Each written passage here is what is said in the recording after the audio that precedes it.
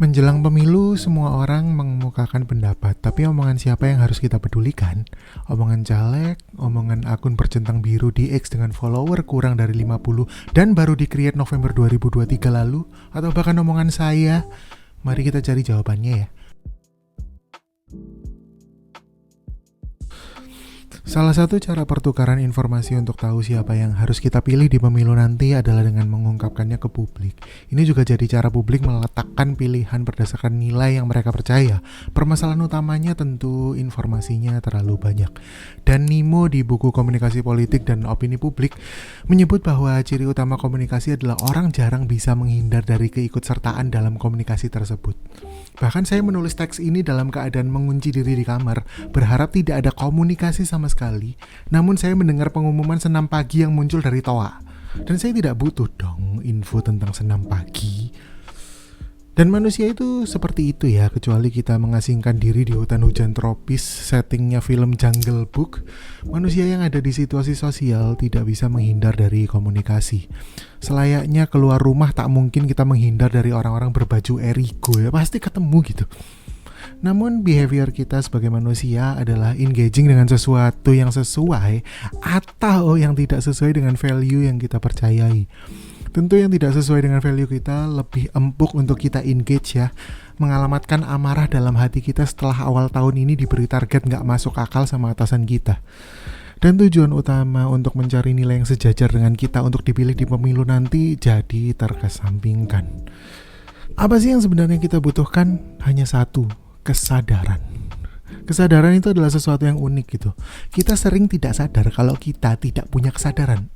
Betul gak? Apakah Satria Mahathir punya kesadaran penuh ketika dia menato logo Polri di dadanya? Kita gak pernah tahu gitu. Tapi mungkin dia akhirnya sadar ketika tato itu tidak berpengaruh pada imunitas dia terhadap pelanggaran hukum. Dan dia bisa ditangkap polisi setelah mukul orang gitu. Ya. Dan lagi kesadaran itu unik. Karena apa? Karena kita sering tidak sadar kalau kita tidak punya kesadaran. Apakah pilot yang belum lama ini selingkuh punya kesadaran kalau dia punya istri, punya anak, sering masuk konten sang istri dalam keadaan ogah-ogahan, bicara di podcast kalau dia basically bapak yang tidak terlalu oke-oke amat, dan dia mewakili nama besar sebuah maskapai di mana nyawa ribuan orang ada di tangan dia. Saya tidak tahu dia sadar atau tidak. Tapi mungkin dia akhirnya tahu kalau kesadarannya kurang ke atas. Pun intended, ketika chat dia yang awalnya nggak tahu disimpan di mana, dicari-cari nggak ketemu, pun intended lagi. Akhirnya dia kena backhand, pun intended lagi setelah chatnya di spill. Akhirnya sadar. Kembali ke apa yang kita butuhkan, yakni kesadaran, teman-teman. Kita harus sadar ngapain kita engage dengan sebuah diskusi padahal kita gak butuh sama diskusi tersebut. Nah ini topiknya introvert banget nih, sesuai dengan judul kita ya kan. Sosiolog yang namanya J.D. Halloran punya kritik ke studi komunikasi bahwa pakar terlalu fokus di komunikasinya, namun tidak fokus di dunia tempat terjadi komunikasi tersebut. Hubungan antara komunikator dan khalayak adalah hal yang paling penting. Kita ambil contohnya di Twitter ya, sebuah akun anonim bisa membuat utas. Dan utas itu difilmkan dan jadi film dengan penonton terbanyak sepanjang masa. Ini gak akan terjadi di dunia nyata, teman-teman. Kalau ada orang tiba-tiba meracau tentang dia disetubuhi ular ketika KKN, dia pasti dianggap gila dong. Gak mungkin dia laris gitu kan. Dan poin yang dari tadi ingin saya tekankan adalah jangan dengerin semua orang dan mentang-mentang sedang santai, sedang tidak sibuk. Jangan engage dengan semua diskusi yang ada di sosial media, betul gak?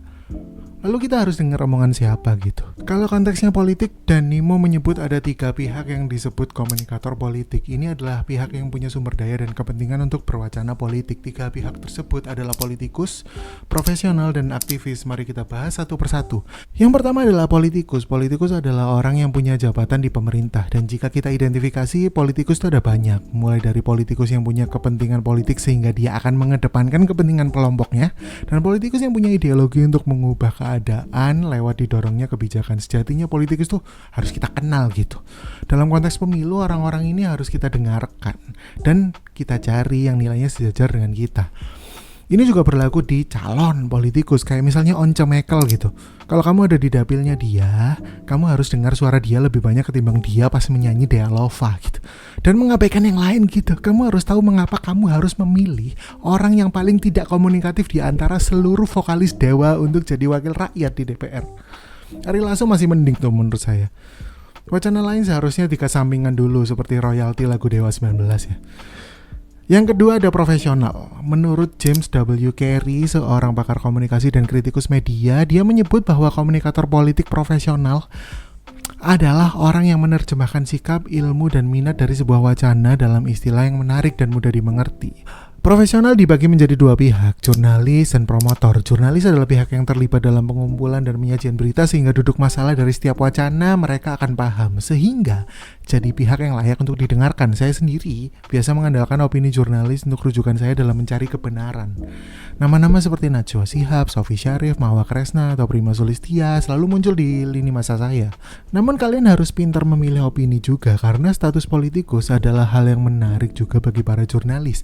Idola saya masa kuliah seperti Prabu Revolusi, Aiman Dwi Caksono, Isyana Bagus Oka, dan Grace Natali semua adalah jurnalis berprestasi yang juga terjun di politik dan punya kepentingan. Kemudian ada yang disebut sebagai promotor, yakni seorang profesional dibayar untuk mengajukan kepentingan yang membayar dia.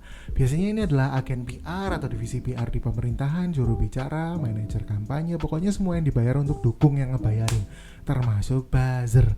Kesamaan antara politikus dan profesional adalah mereka sama-sama punya majikan.